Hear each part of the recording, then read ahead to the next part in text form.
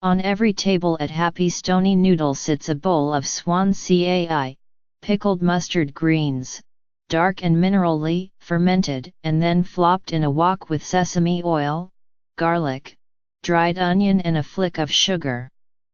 The chef, Chi Shen Hsu, calls it Chinese kimchi. It's a condiment, to be spooned into soup or over meat, lending a sour frisson and crunch. But I ate it straight and was, as the restaurant's name promised, happy. Mr. Hsu, 65, was born in Hsinchu City in northern Taiwan under martial law. As a child, he often lingered over soup at Happy Beef Noodle, a no-frills storefront opened by veterans of the Kuomintang's Nationalist Army who had fled to Taiwan after the Communists' victory in mainland China.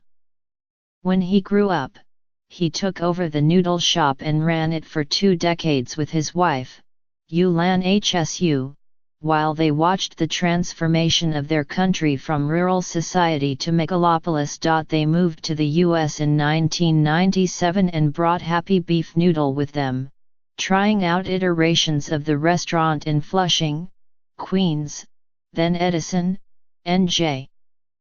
Both have shuttered. 2.5 years ago, they settled on this quiet side street off Broadway in Elmhurst, Queens.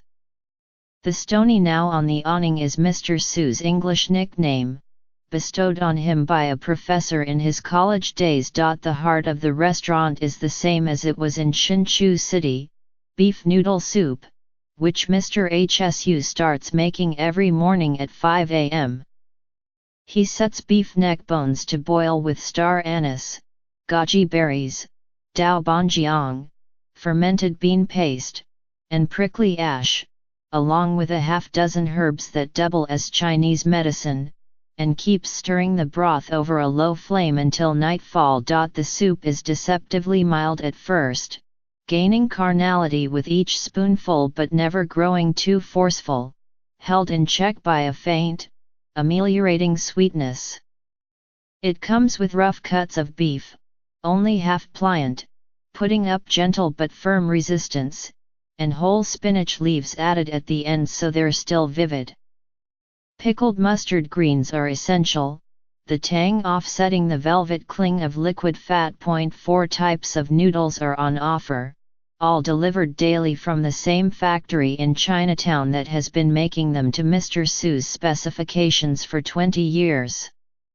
For the beef noodle soup, I liked the flat white bands made of rice flour, slippery with a bit of stretch. The menu is best when it focuses on forthright comfort food, like lu ro fan, pork leg broken down into caramelly hunks, long simmered with rock sugar and Shaoxing wine, and heaped over rice so the flavors trickle down.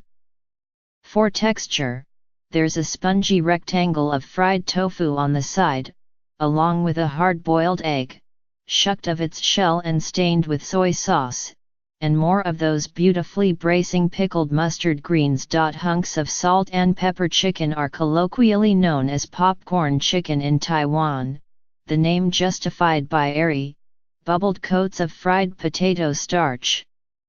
Here, the meat inside is juicy from a wallow in cha sauce, with its briny payload of dried shrimp and ground brill.